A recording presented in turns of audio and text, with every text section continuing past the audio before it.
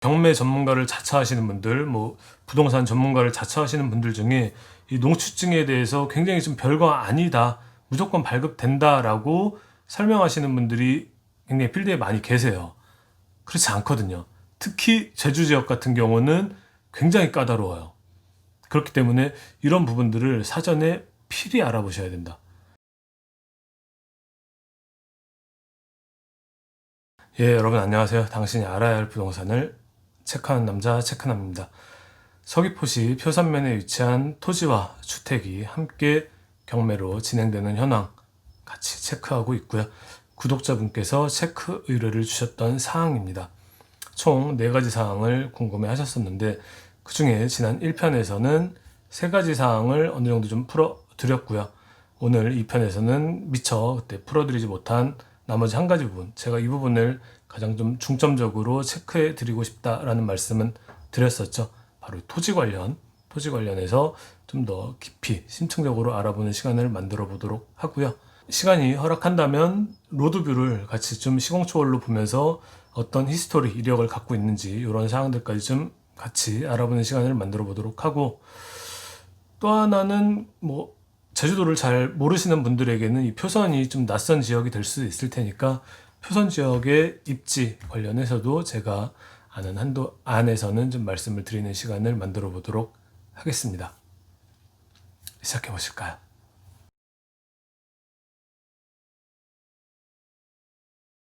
자, 메일은 이런 사항이었죠.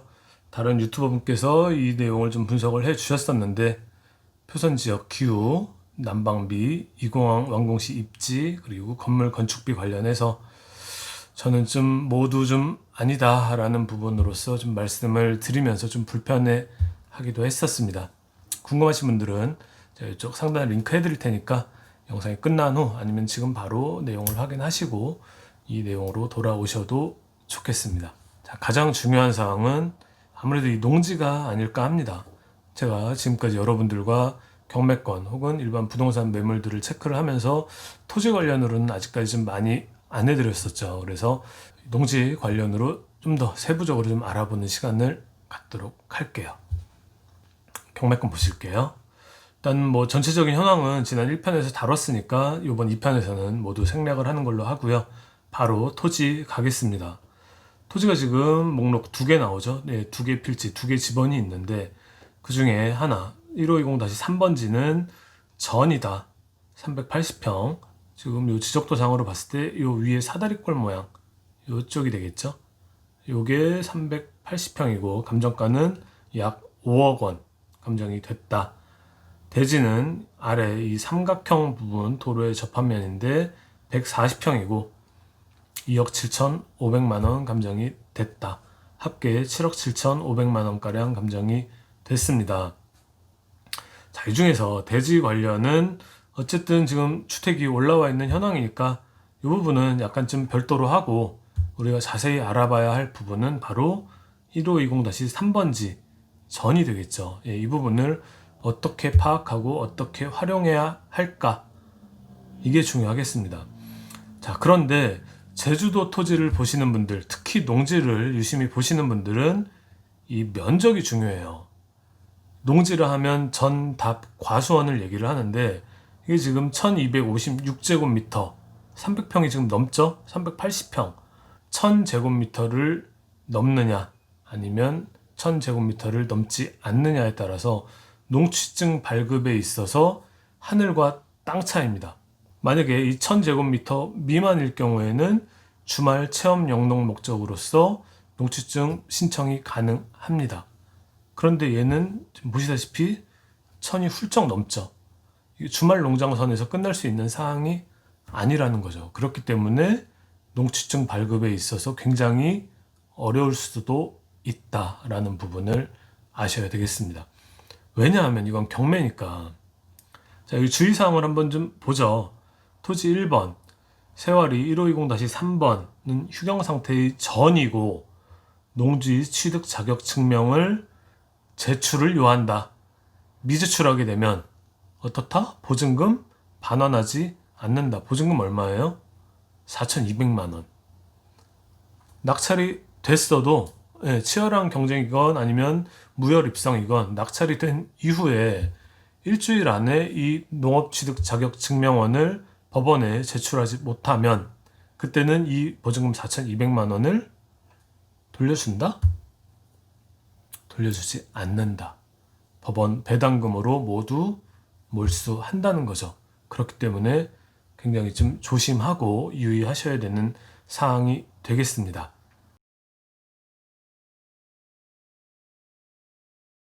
자, 그러면 이런 토지를 볼 때 뭘부터 봐야 되냐? 체크하면 뭘 먼저 보냐? 과거에 제가 절대 사지 말아야 할 땅, 그런 것들 토지 강의 자료 보여드리면서 그때도 한번 체크는 해드렸을 거예요.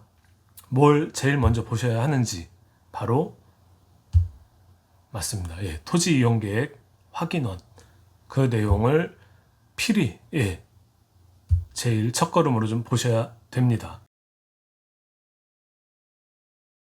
자, 화면에 보이시는 이 내용이거든요. 루리스 토지 이용 규제 정보 서비스 포털에서 검색하시면 충분히 이용 가능하시니까 집업만 입력하셔서 열람하시면 자세한 현황들을 확인하실 수가 있다. 토지를 보시는 분들은 반드시 이 루리스를 이용하셔야만 하겠습니다. 자, 보면 뭐 개별 공시지가도 나오고 지목, 면적, 그다음에 뭐 이런 용도 지역 지구 이런 것들까지 다 나와요. 이게 지금 제주도라서 좀 일반 육지에 비해서는 굉장히 좀 복잡한 부분들도 많고 아셔야 할 사항들도 많아요. 이 내용을 제가 지금 상황에서 전부 다 확인해 드리기에는 시간이 너무 부족해요. 요 내용만 해도 정말 몇 시간짜리 강의도 만들 수가 있거든요. 그래서 일단은 오늘 내용에서 필요한 부분들만 제가 발췌해서 말씀을 드릴게요. 자, 그러면 이 계획관리지역, 이 부분이 굉장히 중요하거든요. 그래서 이 계획관리지역은 용도지역 중에 어느 부분에 속하는지, 그리고 이 계획관리지역에서의 용적률과 건폐율은 각각 어떻게 되는지 클릭하시면 다 나와요. 관리지역 중에 하나로 이용하기 위해 계획적이고 체계적인 관리가 필요한 지역이다. 용적률과 건폐율 클릭해 보셔도 용적률 같은 경우는 관리지역 중에 밑에 보면 여기 계획관리지역 나오죠. 100%. 이 건폐율 같은 경우는 마찬가지로 관리지역의 계획관리는 40% 해서 지금 경매로 진행되고 있는 표선면 세와리 토지는 계획관리지역으로서 건폐율은 40%, 용적률은 100%다 라고 이해를 하시면 되세요. 이런 내용들까지 전부 다 확인이 가능하다. 그래서 이 부분들을 굉장히 좀 유심히 보셔야 되는데, 근데 한 가지 염두에 두셔야 될 사항은, 저는 이제 육지에서도 좀 토지를 많이 좀 케어를 해봤지만 제주도가 제일 어려워요. 토지 부분에서도 각종 공법 규제나 허가 인허가 관련해서 규제 사항이 굉장히 많이 있기 때문에 특별히 좀 제주도는 공부를 좀 많이 하셔야 되는 사항이 있어요. 그중에 이런 대표적인 내용들이 이런 부분들이에요. 이 경관보전지구, 생태계 보전지구, 지하수자원 특별관리구역 해서 이게 제주특별자치도만의 특별법이거든요. 이런 부분들에 저촉이 되면 건축허가가 안 나요. 그래서 이게 이제 지금 5등급, 5등급, 4등급 이런 식으로 나오는데, 이게 등급이 높으면 높을수록 허가가 좀 어렵다고 보셔도 무방하시거든요. 그래서 이런 부분들까지 좀 눈여겨 보시면서 공부를 하시는 게 좋다. 지금 굳이 딱 이 땅뿐만이 아니더라도 제주도의 어떤 땅을 보시건 간에 이런 사항들까지 눈여겨 보시면서 건축이 될지 안 될지를 유심히 보셔야 되는 사항입니다. 그러한 내용들은 제가 추후에 좀 편성을 해서 여러분들과 공유를 하기로 하고요. 오늘 사항에서는 지금 경관 5등급, 생태계 5등급, 지하수 4등급 이 정도면은 괜찮은 거예요. 훌륭하거든요. 건축허가는 무리 없이 날 만한 지역이다. 자세한 건 건축과에 문의를 해 보셔야 되겠지만, 일단 이 내용상으로 봤을 때는 크게 저촉될 만한 사항은 없이 훌륭한 좀 내용이다. 계획관리 지역으로서 이런 내용들을 우선적으로 확인을 하시고, 자, 그 다음에는 이 면적 봐야 되겠죠. 1000제곱이 넘느냐 안 되느냐에 따라서, 자, 이 1000제곱 미만일 때는 주말 농장으로서 농취증 발급이 얼마든지 가능한데, 이 내용은 지금 1256으로서 1000이 훌쩍 넘어가기 때문에 이 농취증, 주말 농장으로서의 농취증으로 쉽게 끝날 수 있는 사항이 아니다. 뭐가 하나가 더 필요하다. 바로 농업경영계획서, 영농계획서 요 내용까지 첨부가 돼야만 농업취득 자격증명이 발급이 될 수가 있다는 거죠. 제가 좀 이런 부분들을 강조를 드리는 부분은 일반 좀 경매 전문가를 자처하시는 분들, 뭐 부동산 전문가를 자처하시는 분들 중에 이 농취증에 대해서 굉장히 좀 별거 아니다, 무조건 발급된다라고 설명하시는 분들이 굉장히 필드에 많이 계세요. 그렇지 않거든요. 특히 제주 지역 같은 경우는 굉장히 까다로워요. 그렇기 때문에 이런 부분들을 사전에 필히 알아보셔야 된다. 이 부분을 제가 좀 최대한 빠르게 좀 짚고 넘어가 드릴게요.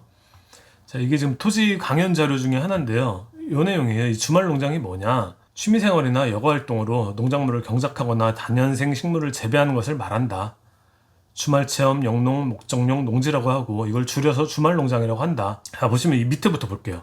주말농장용 부지가 법으로 따로 정해져 있는 것이 아니고 취득하고자 하는 농지의 면적이 1000제곱 미만이면 그때는 주말농장용 농지로 취득할 수가 있다.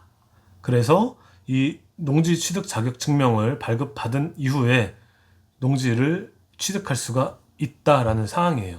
주의사항은 세대당 1000제곱 미만입니다. 세대당, 개인당이 아니고 뭐 아내, 딸, 뭐 이런 우리 가족 구성원 세대를 기준으로 300평까지예요. 이게 넘어가게 되면 그때는 이 취미생활이나 여가활동으로 인정하지 않는다. 그때부터는 농지 면적이 1000이 넘어가면서 이 농업경영계획서를 제출을 해야 됩니다. 근데 이 사항도 육지에서는 그다지 까다롭게 보지는 않아요. 그렇거든요. 근데 제주도는 달라요. 그렇기 때문에 이 부분, 이 내용 있죠. 예, 2015년 5월부터 발효된 이 농지기능 강화, 요게 굉장히 좀 까다로워졌거든요. 이 투기 목적의 소유 자체를 아예 원천 차단을 해버리는 굉장히 좀 강력한 이 법안이라서 외지인들에게는 쉽지가 않아요. 예. 그나마 2018년도에 이게 조금 완화가 됐어요. 그래서 그 전까지는 아예 신청도 거의 받아주지도 않다가 이게 민원이 자꾸 들어오고 하니까 그래, 그러면은 일단 신청은 해. 우리가 한번 봐줄게. 라고는 합니다. 그렇지만 그 역시도 만만치는 않아요. 요건도 꼭 필히 문의를 한번 해보세요. 될지 안 될지에 대해서 입찰을 염두에 두고 계신 분들은. 아셨죠? 이런 부분까지 다 봐요. 제촌 요건이라는 건 실제 거주를 하고 있느냐, 자격 요건, 실제 네가 농사를 하고 있느냐, 육지에서의 통작 거리, 통이 이 교통할 때 통자거든요. 얼마나 지금 멀리에서 여기를 와가지고 지금 농사를 짓고 있냐, 작물별 기대 소득률. 이거 조금만 더 말씀을 드리면 요런 거거든요. 예, 요게 농업 경영 소득률 산출서라고 해서 이 자격 요건 충족을 위한 통작 횟수, 비행기를 몇 번을 탔는지 뭐 이런 것까지 다 봐요. 이렇게 해서 교통비가 280만 원 들었고 체재비가 195만 원, 경비 이렇게 들어서 항공료 왕복이 이렇게 들었는데 총 그렇게, 예, 이 관청에서 따져봤을 때 기대 소득률이 8.2%밖에 안 나왔다. 그런데 이 평균 소득률의 60%에 미달한다. 이렇게 됐을 때는 허가 안 내준다라는 내용으로서 굉장히 좀 이 조례 자체가 까다롭거든요. 이거를 뭐 이렇게 요식행위로 눈가림으로 하느냐? 그렇지 않아요. 제주도는 그렇지 않아요. 그래서 유심히 보시라는 거예요. 이게 만만치가 않기 때문에 이런 사항들을 대충 뭐 되겠지. 예, 뭐 농취증 안 되는 게 어딨냐. 뭐 시중에는 그런 영상들이 굉장히 많이 있더라고요. 안 그래요. 예, 굉장히 좀 까다롭고 또 각 지자체마다 조금씩은 다를 수는 있으나 전체적으로 까다롭게 보고 있기 때문에 일단 이런 사항들은 주의하셔서 확실히 좀 미리 체크를 하시고서 입찰을 하셔라. 중요하다. 그리고 이 내용은 한번 보실게요. 이 농취증 신청서가 이렇게 생겼다. 해서 이제 뭐 이 취득자 신청인 이것저것 다 쓰고 취득 목적, 그래서 이제 농업 경영을 목적으로 하느냐, 주말 체험 영농을 목적으로 하느냐, 농지 전용을 목적으로 하느냐 인데 1000제곱이 넘어가면 주말 체험 영농 자체가 안 된다라는 거죠. 이 농업 경영으로 천상 가야 되는데 그러기에는 또 하나가 더 필요하다고 말씀드렸죠. 이 부분 농업 경영 계획서, 이 부분에서 좀 써야 될 게 많아요. 이런 기계 장비 뭐 해가지고 보유 계획 어떤 식으로 할 건지 이 부분에서 굉장히 좀 걸리는 부분이 많이 있거든요. 반려되는 사항이 많아요. 그렇기 때문에 이 부분을 좀 굉장히 좀 조심하셔야 되고 이 부분도 좀 알아두시는 게 좋아요. 아까 막 휴경 상태였고 막 그렇잖아요. 그게 이제 농지법에서 정한 농지인지 여부는 공부상의 지목과 관계없이 토지의 사실상 현황에 따라서 판단을 한다.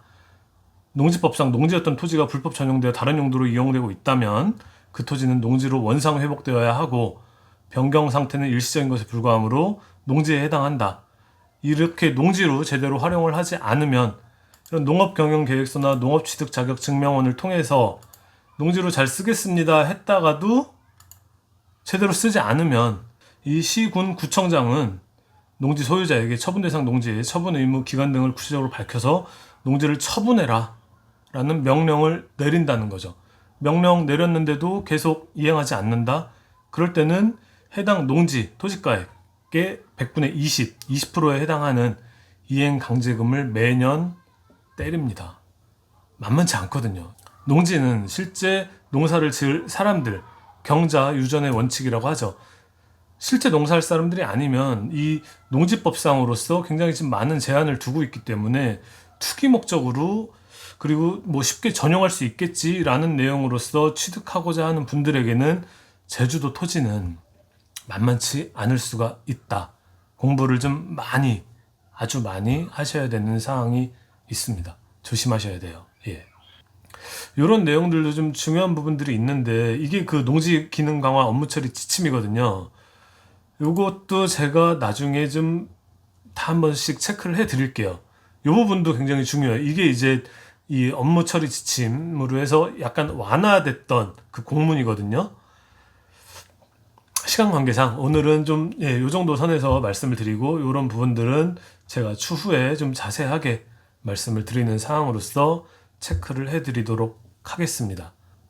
자, 그럼 농지는 요 정도 하시고요. 로드뷰를 같이 한번 좀 보죠. 로드뷰 갈게요.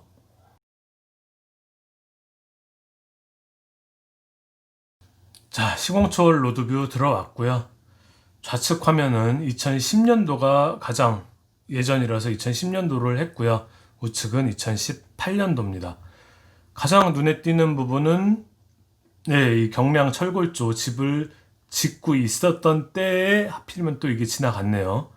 이 판넬이 정확히 보이고 있죠. 이렇게 해서 집을 지었고 이쪽 뒤를 보면은 비닐 하우스까지 있었던 현황을 확인할 수가 있습니다. 2018년도에는 없어졌죠. 도로 쪽을 보면 바로 이 바다가 보이는 것도 확인할 수가 있어요. 그러면 2014년도, 자, 2014년도에는 집이 완공이 됐습니다. 바로 뒷토지는 귤 과수원으로 이용을 하고 계신 현황을 확인할 수가 있습니다. 2016년도 싹 갈아엎었죠? 예, 이쪽도 지금 성토를 해서 다 이 귤나무들이 아예 없어진 현황을 확인할 수가 있습니다. 2016년도면 지금 소유권자가 취득을 했을 당시죠. 농지 전용 신고를 하시고 이 땅을 갈아엎은 건지 아니면 무단으로 이 땅을 갈아엎은 것인지는 모르겠으나 일단 의도가 어떠했었는지는 충분히 추측은 가능하죠. 그런데 현재 휴경 상태인 것으로 보아 그리고 현황도 아직 전인 것으로 봐서는 해결을 못했다라는 것을 어느 정도 확인할 수가 있겠습니다.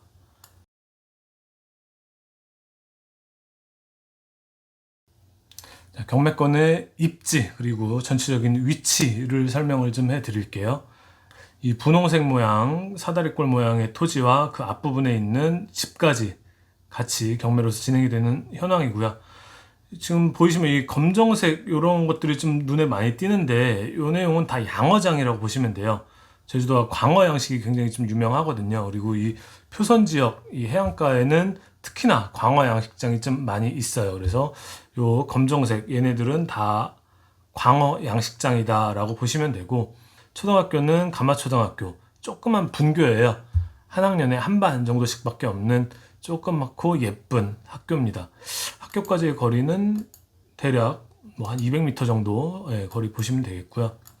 읍내까지는 이쪽이 읍내거든요. 요 면사무소 있고 하나로마트 있고 요 읍내고 거리는 약 한 4km, 차로 이동하시면 약 5분 정도 시간 소요된다고 보시면 되겠습니다. 그리고 초등학교가 이 표선 초등학교도 있는데 여기는 좀 커요. 규모가 이 읍내에 있는 학생들이 다 몰리기 때문에 조금 큰 학교다라고 보시면 되고, 중고등학교도 모두 이 읍내 쪽에 밀집해 있습니다. 아무래도 이제 이 표선 지역에서 가장 유명한 지역은 이 표선 해비치 해수욕장이 좀 가장 유명하다고 볼 수가 있고요. 모래가 여기가 아주 예술이에요. 그리고 물도 수심도 굉장히 얕아서 어린이들과 같이 여행으로 오시면 굉장히 좀 좋은 지역이 요 표선입니다. 이 소금막은 요쪽 요 사이길로에서 내려가는 길이 있는데 거의 이제 로컬 주민들이 좀 많이 이용을 하시는 한적한 그 해변이다라고 생각을 하시면 돼요. 민속촌도 굉장히 유명하죠. 이쪽 해안도로가 굉장히 좀 잘 돼 있습니다. 그래서 여기에서 산책하셔도 좋고, 그리고 이쪽에 여기 요 세왕 요쪽 포구 요 방파제에서는 아이들과 같이 이렇게 생활 낚시 하셔도 좋고요. 밤에 물 빠졌을 때는 요쪽에서 해루질 같은 것도 좀 많이 합니다. 그러니까 그런 내용으로서 좀 바다와 가깝게 지낼 수 있는 현황이다라고 보시면 될 것 같아요. 그리고 제주시에서의 위치는 이쪽 요 97번 번영로를 따라서 이동을 하시면 차량으로는 한 45분, 50분 정도? 50분 정도 시간이 소요된다라고 보시면 되겠습니다.